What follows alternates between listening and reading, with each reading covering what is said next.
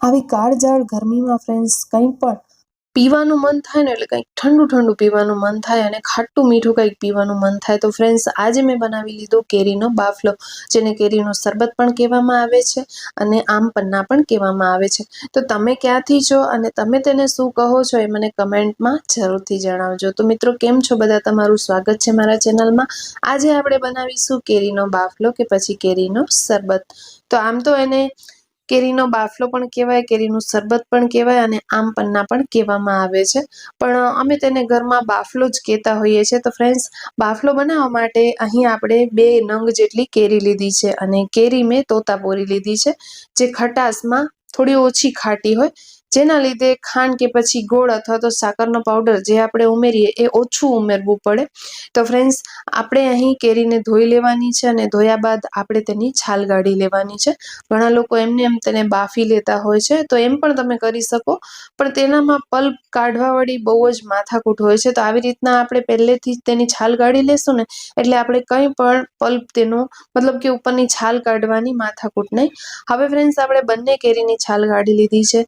હવે આપણે ચાકુથી તેના કટકા કરવાના છે. તો શાક સમારીએ મોટા મોટા એવા કટકા કરી લેવાના અને ગોટલીનો જે ભાગ હોય એ આપણે અલગ કરી લેવાનો છે. તો આ રીતે તમે જો કેરીને બાફશો ને ફ્રેન્ડ્સ, તો આ જે બાફલો છે એ ઝટપટ બની જશે. ઘણી વખત આપણે આખી કેરી ઉમેરી દેતા હોઈએ કુકરમાં, પછી એ ઠંડી થાય અને પછી એનો જે ઉપરનો ભાગ હોય, મતલબ કે તેની જે છાલ હોય, તેનામાંથી આપણે ચમચીથી પલ્પ કાઢવો અને ગોટલીમાંથી પલ્પ બધો છૂટો કરવો, એ બધી માથાકૂટ હોય છે. તો તમે આ રીતે કરશો ને તો ઇન્સ્ટન્ટ તમારો બાફલો બનીને રેડી થઈ જશે.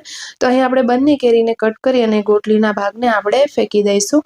હવે ફ્રેન્ડ્સ, આપણે 1 ગ્લાસ જેટલું કુકરમાં પાણી નાખી અને તેની 2 વિસલ કરી લઈશું.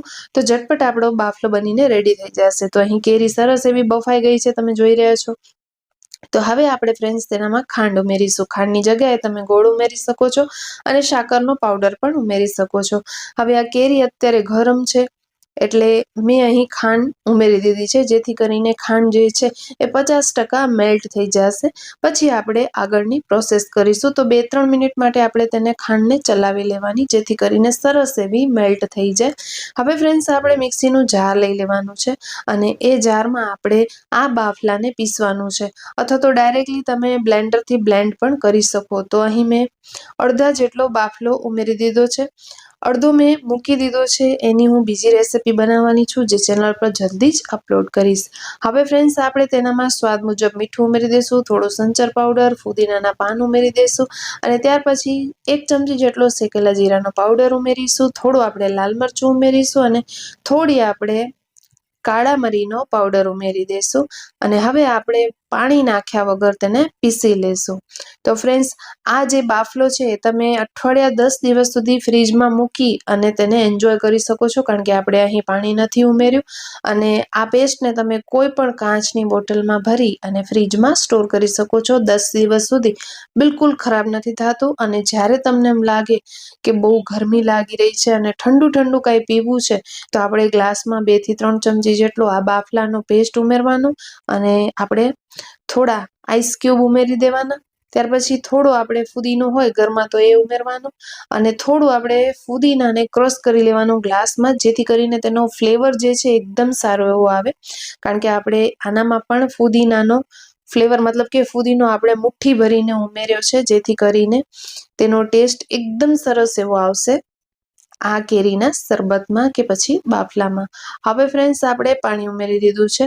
તો જેટલું પાણી ઉમેરવું હોય એ પ્રમાણે તમે ઉમેરી શકો છો અને તમે અહીં ટેસ્ટ પણ કરી શકો છો. જો તમને થોડું ફીકું લાગે તો તમે જે આપણે બાફલાની પેસ્ટ કરીને રાખી છે ને એ તમે થોડી વધારે ઉપરથી ઉમેરી શકો છો.